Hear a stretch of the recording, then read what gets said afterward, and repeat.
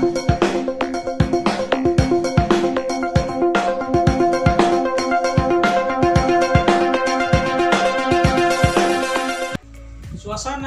kemerdekaan masih terasa. Perjuangan para pahlawan kita akan lanjutkan. Pada hari ini, hari Rabu, tanggal 19 Agustus tahun 2020, kita akan belajar pelajaran IPA Fisika yang akan dibawakan oleh Bapak Leonardus Palulungan, SPD. Selamat mengikuti.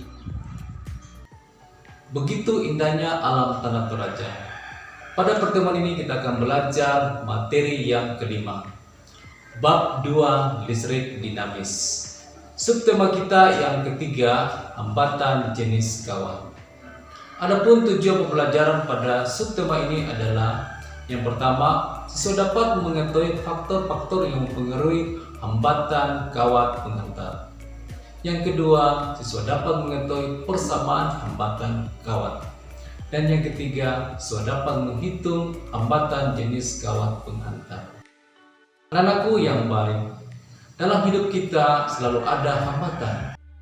Misalkan siswa berangkat ke sekolah, ada yang terhambat karena jalan berlubang, atau karena jarak dari rumah ke sekolah cukup jauh.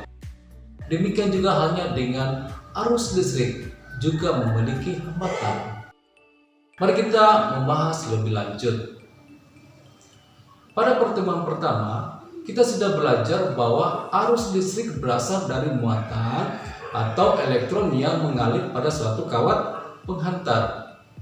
Pada saat elektron itu bergerak pada suatu kawat penghantar, seolah-olah diganggu oleh suatu gaya yang tidak kelihatan, sehingga mempersulit elektron bergerak dan pada akhirnya akan menghasilkan arus listrik yang kecil.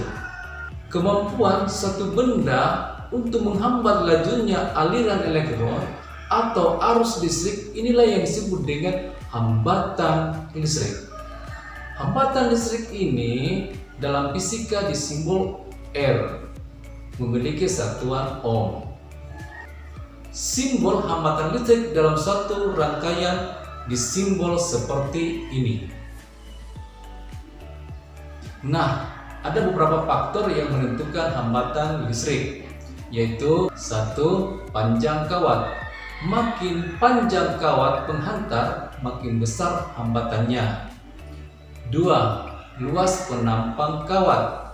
Makin kecil ruas penampang atau jari-jari kawat, makin besar hambatannya. Dan yang ketiga, tergantung pada jenis kawat. Kita ketahui bahwa besi itu menghantarkan listrik lebih baik dari tembaga. Satuannya diukur dengan nama hambatan jenis. Makin kecil hambatan jenis suatu kawat, kawat tersebut menghasilkan arus lebih baik. Simbol hambatan jenis adalah Rho. Satuannya ohm meter. Persamaan hambatan kawat dapat dirumuskan sebagai berikut. R Rho kali L per A, atau Rho sama dengan R kali A per L, atau A sama dengan Rho kali L per L. Keterangan R adalah hambatan listrik, satuan ohm. A luas penampang kawat, satuan meter pangkat 2. L panjang kawat, satuan meter. Dan Rho adalah hambatan jenis kawat, satuan ohm meter. Baik anak-anakku, perhatikan contoh soal berikut. Sebatang kawat memiliki panjang 2 meter dan luas penampang 0,000006 meter kuadrat. Bila hambatan kawat 3 ohm, hitunglah hambatan jenisnya. Baik, kita selesaikan. Pertama diketahui L 2 meter, R 3 ohm. A 0,000006 meter kuadrat. Ditanyakan Rho. Solusi, kita gunakan rumus Rho sama dengan R kali A per L.